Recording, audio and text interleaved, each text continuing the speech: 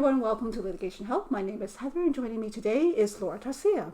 Laura, I have a question about what happens at the end of mediation, at the end of the mediation session. I know you probably get some kind of agreement thing, but actually, I don't know. Can you explain? Yes. It's a really good question. I think it's another one of those important questions that families should ask, or individuals should ask before they enter a mediation process. What do you get at the end? And there are a couple of documents that individuals can get at the end. Okay. So they can get, for example, a Memorandum of Understanding. Right. A Memorandum of Understanding is a document that outlines the agreements that the parties have reached. It is not, however, a legally binding document. And that's a big thing to know. That's a big thing to remember and to understand for parties when they enter mediation. Generally, a Memorandum of Understanding, parties get that when they're represented by lawyers. So when they're represented by lawyers, either one of them or both of them, they can get a Memorandum of Understanding in mediation, and then one of their lawyers will translate that into what's called a separation agreement.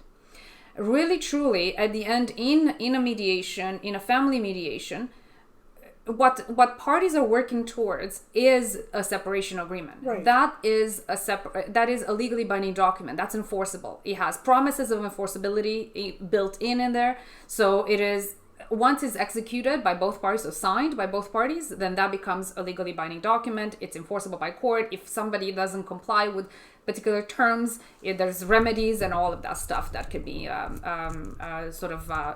after. So those are the two documents that they can generally that people can get at the end. So it's important for them to understand, ask the mediator what they can get at the end. Also, what's important is that a separation agreement can be only drafted by a lawyer. Oh, so you, as at the end of a mediation, mm-hmm. if a mediator is telling you that he's going to draft a separation agreement, right. that mediator should have a legal background. Oh, I see. Otherwise, wow. If the mediator does not have a legal background, because it is a legal document, right. They generally will provide a Memorandum of Understanding. I see. And the clients, the families can take that Memorandum of Understanding and take it to a lawyer, right. for to translate that into a separation agreement. So there are a couple of steps. It really is. It depends on what the clients need. Some people who don't want to see any lawyers. Yeah. And they have the right to waive the legal advice if they right. choose to. Right. So that's fine if they don't want to see any lawyers. Then they have to make sure that at the end of the mediation they will get a separation agreement, a draft separation agreement, because if they don't want to see any lawyers, right. and if they get a Memorandum of Understanding, which is not legally binding document, mm-hmm. then they, in the end, to get that separation agreement, they would have to see a lawyer, one way or another. Okay, so it's really important to get that separation agreement. It is. It's yes, that because that's what's legally binding. That's what's legally binding, and that's right. What, for example, if there is property involved. Mm. So anything that has to do with property division generally will require that separation agreement. So if there is a sale of the house, if there's a refinancing of the matrimonial home or anything like that, or a buyout right. from one person to the other, they will need that separation agreement, because in that separation agreement there are the instructions for the real estate lawyer on how to divide the funds, the proceeds of the house, all of that stuff, or the title transfer. So they would, yes, what they're working towards in mediation is a separation agreement. How they obtain it, there are two choices: whether they obtain it at the end of the mediation and they make sure that the mediator is equipped to mm-hmm. provide them qualified to mm-hmm. write that, mm-hmm. or they will get a memorandum of understanding and then take it to their lawyer. Take it to a lawyer. Now, does this separation agreement have to be registered in the court? No. Okay. They can, but they don't have to. Oh, they don't have to. Right. Okay. They keep it, and if there is an issue, then it is enforceable. It's executed. So it's just like any other document. It's a contract. Once it's signed, okay. So they have two options to sign it. One option would be to sign it with their respective lawyers. Right. Or another option would be to sign it with two witnesses. So each party has a witness, signs Right. the document together with that witness, and that becomes a legally binding contract, just like any other contract. Final question. Yes. What happens if people change their minds? Let's say that they signed this agreement, it's executed and everything, and then say 6 months down the road, they're like, oh, that was really dumb of me. I was under pressure. I really didn't mean it.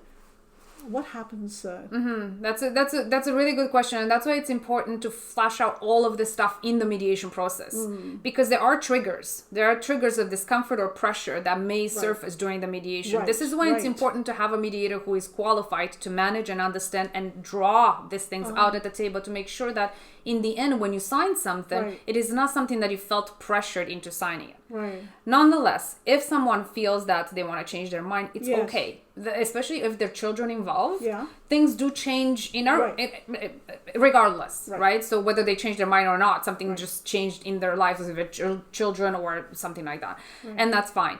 And what's built generally into the separation agreement, it's called a not only just a review mechanism, but it's also a dispute resolution mechanism. And that's generally included in almost every separation agreement that clearly says if there is an issue that needs to be rediscussed, renegotiated, relooked at, reviewed, then you would return your first if you cannot agree between the two of you, which is ideal, then your first formal step would be to go to mediation. And oftentimes people do come back to mediation, and for changing schools or for refinancing the home, or if they have agreements where they live in the same home until the children leave, and then they want to come back to mediation to now sell the house and deal with all they would need to do is come back to mediation if they cannot agree, and they would get at the end an amendment.